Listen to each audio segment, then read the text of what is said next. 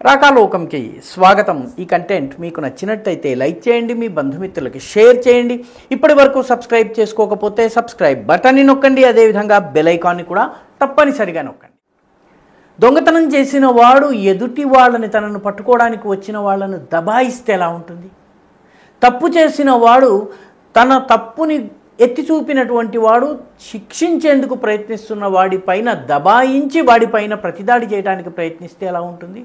బంగ్లాదేశ్ పరిస్థితి పూర్తిగా అలాగే ఉంది. బంగ్లాదేశ్కి చెందినటువంటి ముగ్గురు వ్యక్తులు సరిహద్దు దాటి బంగ్లాదేశ్ నుంచి త్రిపురలోకి వచ్చారు. ఈశాన్య రాష్ట్రమైనటువంటి త్రిపురకి మూడు వైపుల నుంచి బంగ్లాదేశ్ సరిహద్దు, దాదాపు 800 కిలోమీటర్ల పొడవైనటువంటి సరిహద్దు ఉంటుంది. మూడు వైపుల బంగ్లాదేశ్ సరిహద్దులా ఉంటుంది.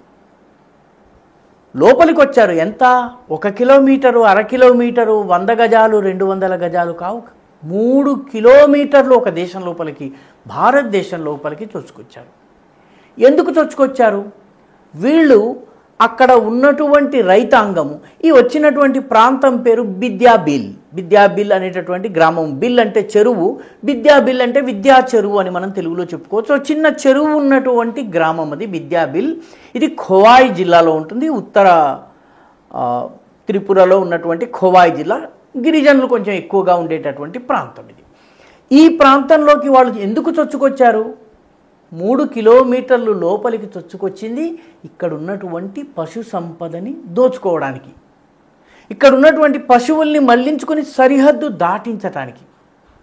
ఈ ప్రయత్నం చేస్తూ ఉంటే ఆ ఖోవాయ్ గ్రామానికి చెందినటువంటి బిద్యాబిల్ గ్రామానికి చెందినటువంటి 2 యువకులు చూసి వాళ్ళను అటకాయించారు.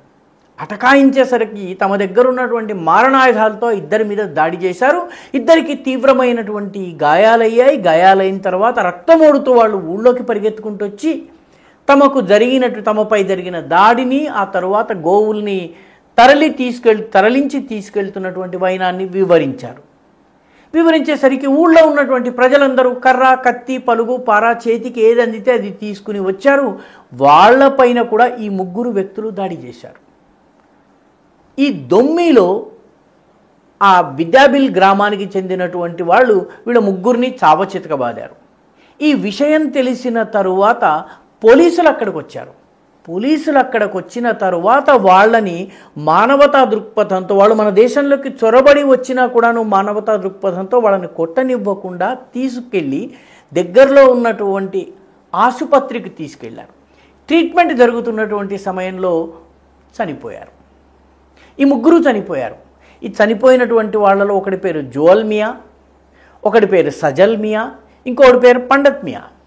ఈ 3 చొరబడి మన దేశానికి వచ్చి మన వాళ్లను గాయపరిచిన తరువాత కూడా మన భద్రతా దళాలు మానవతా దృక్పథంతో ట్రీట్మెంట్ ఇప్పిస్తే ఆసుపత్రిలో చనిపోతే బంగ్లాదేశ్ ప్రభుత్వము దీనిపైన అభ్యంతరం పెట్టింది.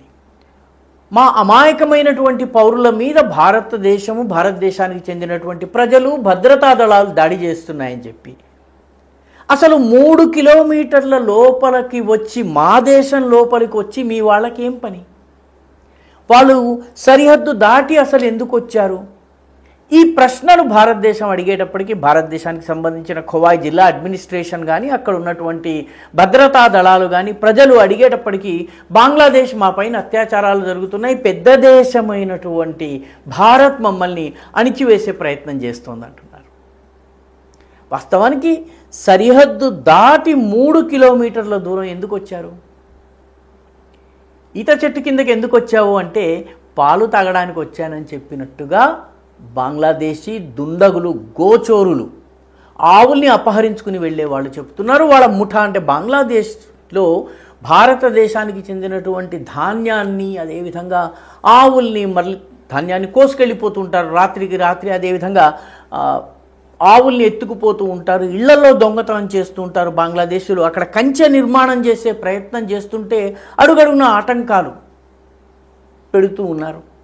ఇంత చేస్తూ మన దేశంలో వచ్చి దొంగతనం చేసే ప్రయత్నంలో చనిపోయేసరికి మన వాళ్ళిద్దరిని గాయపరిచిన తరువాత ప్రజలు కొడితే ఇప్పుడు వాళ్ళు చనిపోయారు. చనిపోయేటప్పటికి బంగ్లాదేశ్ గగ్గోలు పెడుతోంది. భారతదేశం చాలా ఖచ్చితమైనటువంటి వార్నింగ్ ఇచ్చింది. బంగ్లాదేశ్ ఈ రకమైనటువంటి చొరబాటుని ఆపకపోయినట్టయితే పరిణామాలు తీవ్రంగా ఉంటాయని చాలా స్పష్టమైనటువంటి మాటల్లో హెచ్చరించింది. నిజానికి బంగ్లాదేశ్ భారత్ని రెచ్చగొట్టేటటువంటి, ముఖ్యంగా త్రిపురలో ఉన్నటువంటి ప్రజలను రెచ్చగొట్టేటటువంటి ఇటువంటి చిన్న చిన్న గిల్లి కజ్జాలు పెట్టుకుంటూనే ఉంటుంది. ఉదాహరణకి ముహురి అని ఒక నది ఉంది. ఈ ముహురి నది బెలోనియా, కైలాష్ షహర్ ఈ రెండు కూడాను ఉత్తర త్రిపురలో ఉన్నటువంటి ప్రధానమైనటువంటి పట్టణాలు. ఈ పట్టణాల నుంచి ఇది ప్రవహించి బంగ్లాదేశ్లోకి వెళ్తుంది. బంగ్లాదేశ్లో ఉన్నటువంటి ఫెని అనే జిల్లా, ఫెని అని ఇంకొక నది కూడా ఉంటుంది. ఆ నది పేరు మీద జిల్లా వచ్చింది. మనకి గోదావరి ఏ రకంగా వచ్చిందో, ఈ ఫెని జిల్లాలో ఉన్నటువంటి కలికాపూర్ అనేటటువంటి గ్రామంలో బంగ్లాదేశ్ ఒక డ్యామ్ కట్టేటటువంటి ప్రయత్నం చేస్తుంది.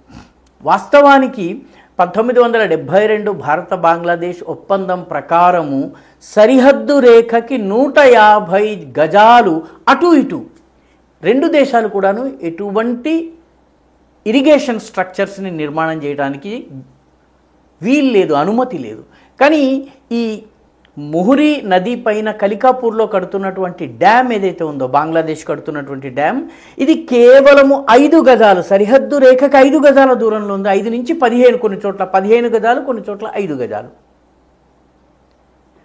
బంగ్లాదేశ్ ఈ డ్యామ్ని కనుక నిర్మాణం చేస్తే బ్యాక్ వాటర్స్ వల్ల బెలోనియా పట్టణము, కైలాష్ షహర్ పట్టణము ప్రభావితమయ్యేటటువంటి పరిస్థితి ఉంది. కాబట్టి అక్కడ ఉన్నటువంటి ప్రజలు దీన్ని వ్యతిరేకిస్తున్నారు. ఇటువంటి గిల్లి కజ్జాలకు బంగ్లాదేశ్ పాల్పడుతోంది. స్మగ్లర్స్ని, ఆవులను దొంగతనం చేసుకుని వెళ్ళే వాళ్లను దేశంలోకి, మన దేశంలోకి చొరబడ్డ తరువాత ఆత్మరక్షణార్థము ప్రజలు గనక ఆత్మరక్షణ చేసుకునే ప్రయత్నంలో వాళ్ళని గాయపరిస్తే, వాళ్ళు చనిపోతే దానిని ఒక పెద్ద ఇష్యూగా చేసేటటువంటి ప్రయత్నం చేస్తోంది భారత ప్రభుత్వము. బంగ్లాదేశ్ ప్రభుత్వాన్ని, ముఖ్యంగా బార్డర్ ఎవరైతే బంగ్లాదేశ్ రేంజర్స్ ఉంటారో వాళ్ళని, బీజీబీ బంగ్లాదేశ్ బార్డర్ గార్డ్స్ అంటారు వాళ్ళని చాలా స్పష్టంగా వాళ్ళని హెచ్చరించింది. ఇటువంటి స్మగ్లింగ్ని ఎంకరేజ్ చేసినట్టయితే, ప్రోత్సహించినట్టయితే, ఈ వీడియో మీకు నచ్చినట్టయితే లైక్ చేయండి, షేర్ చేయండి, ఈ ఛానల్కు సబ్స్క్రైబ్ చేయండి. మీ అభిప్రాయాన్ని కమెంట్ల రూపంలో తప్పనిసరిగా పంపించండి.